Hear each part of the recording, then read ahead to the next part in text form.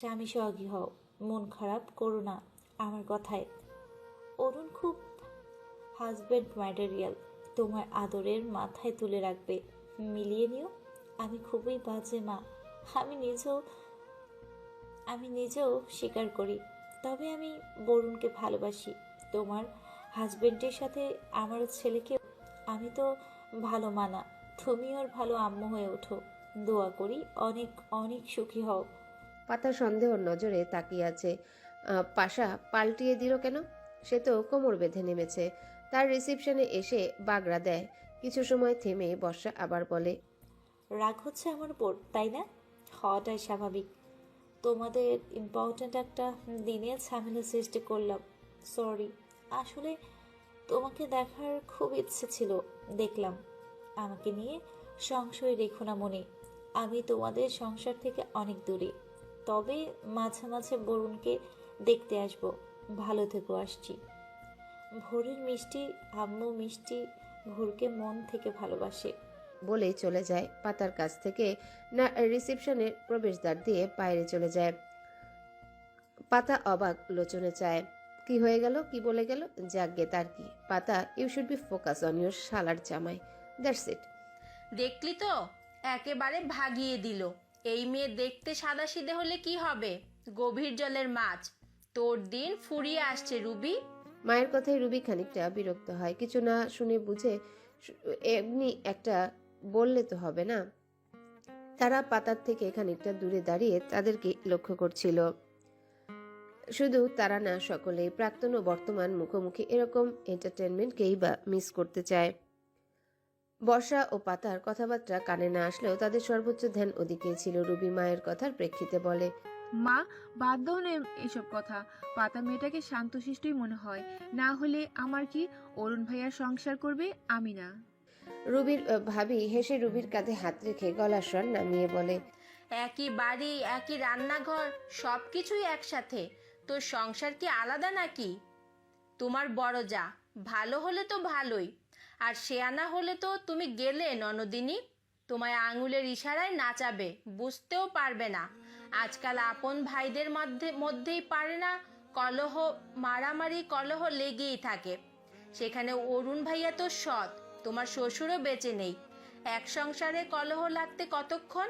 নতুন বউ এলো, সে যদি মাথা খায় তাহলে তো হলোই।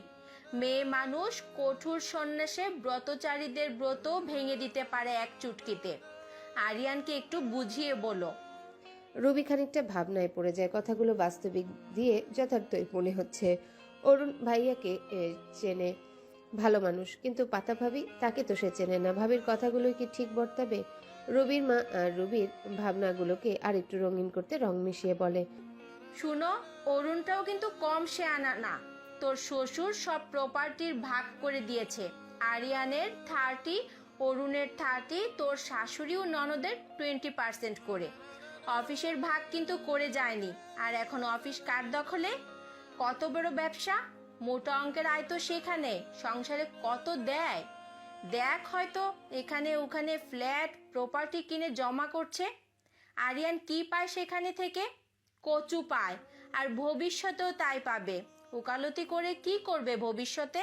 রবি এবার সত্যি ভাবনায় পড়ে। এ যে আধুনিক অকাল, আপন ভাই ভাইয়ের হক মেরে খায়, ভাইয়ের সাথে দাঙ্গা লাগায়, সেখানে এরা তো সৎ। এখন মিল আছে, কাল কলহ সৃষ্টি হতে কতক্ষণ? আর তাছাড়া অরুণ ভাই ভোরকে নিয়ে তাদের থেকে একটু দূরে দূরে থাকে। এসব খুঁটিনাটি বিষয় নিয়ে আরো আলোচনা চলতে থাকে তিনজনের মধ্যে। তবে সেটা ফিসফিস শব্দে। তবে তিনজনের এই খেয়াল নেই যে তাদের ফিসফিসানি শব্দ কারো কর্ণগহ্বরে পৌঁছে গেছে। অরুণ দীর্ঘশ্বাস ফেলে। এসব তার কাছে নতুন নয়। পাড়া প্রতিবেশী নিকটাত্মীয় যারাই বাড়ি আসে আড্ডা অনুষ্ঠানে, তাদের মুখে এইসব কথাই শোনা যায়। অরুণ আর দাঁড়ায় না, পা বাড়ায় ছেলেকে খোঁজার জন্যে। পথিমধ্যে লতার ডাকে দাঁড়িয়ে পড়ে। লতা একা নয়, সাথে লাবিব, কাউসার। অরুণ পকেটে হাত ঢুকিয়ে বলে, কিছু বলবে লতা?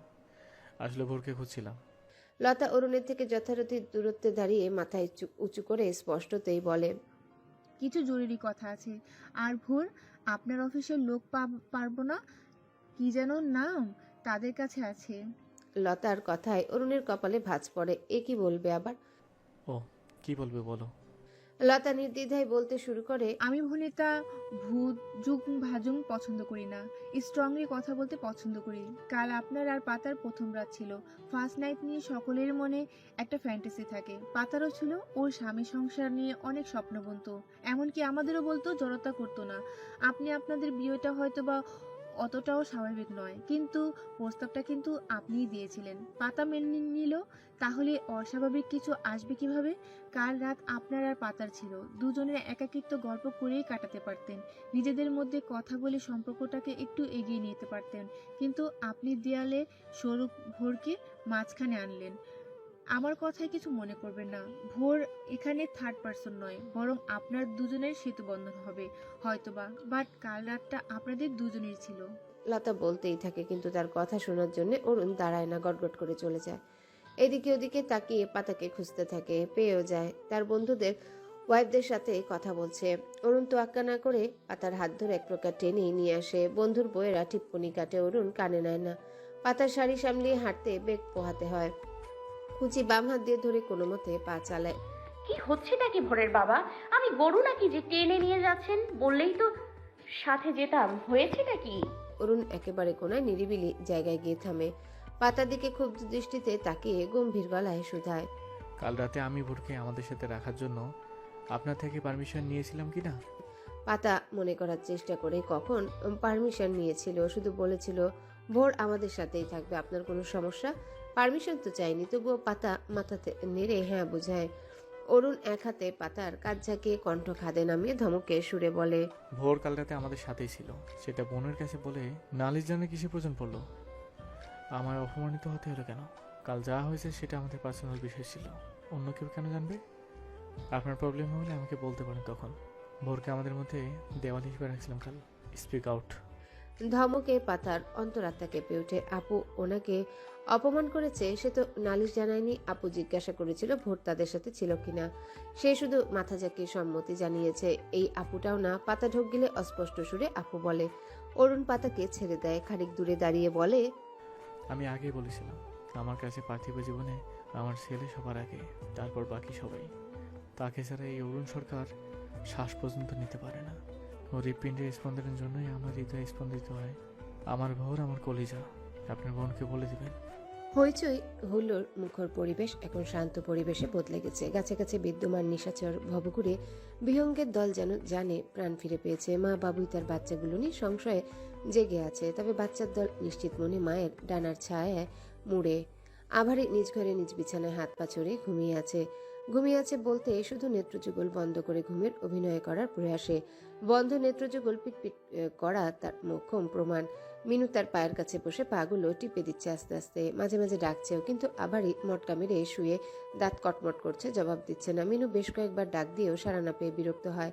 পা টিপা বন্ধ করে শিরধারা সোজা হয়ে বসে বলে, আপনি কিন্তু এইবার বাড়াবাড়ি করতেছেন, ভোর বাবার মতো জেদ ধরে বসে আছেন। আরে বাবা, অরুণ স্যারের বন্ধুরা আমার আপনার লগে মজা করে, আপনি কেন বুঝেন না? খালি চেতে যান।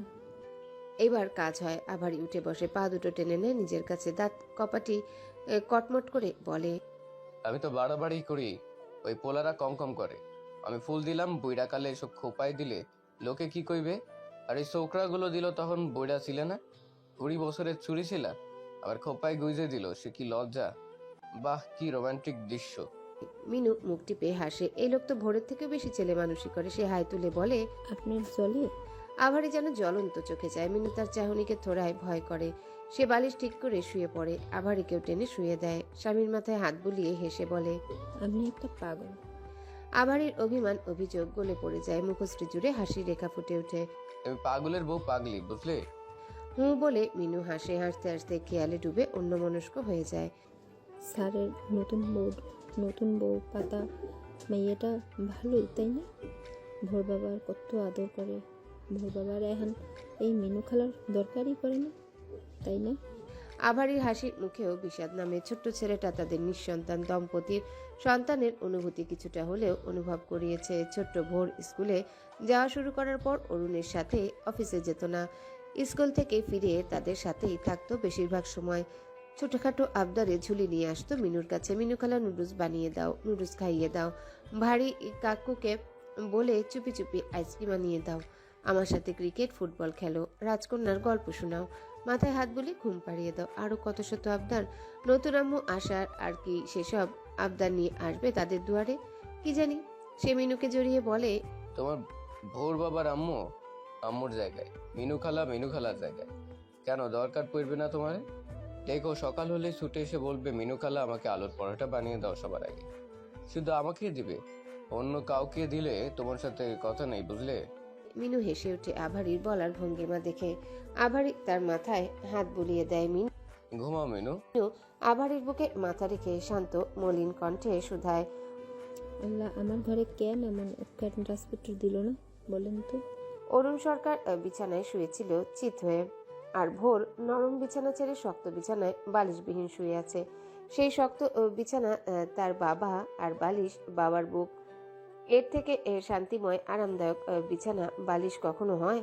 ভোরের নয়নজোড়া নিদ্রায় আচ্ছন্ন থাকলেও অরুণের চোখে ঘুমের রেশমাত্র নেই।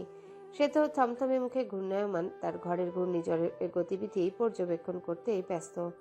আর ঘূর্ণিঝড়ের নাম পাতাবাহার।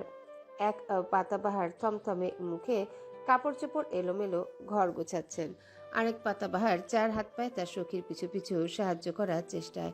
কিন্তু সখী তার সাহায্য নিচ্ছে না, বরং দূরছায় বকাবকি করে সরিয়ে দিচ্ছে। ইতিমধ্যে এক পাতাবাহার লেজ নাড়িয়ে গুটি গুটি পায়ে মেয় মেয় করে সখীর নামে নালিশ জানিয়ে তার পা ঘেঁষে শুয়ে পড়ল।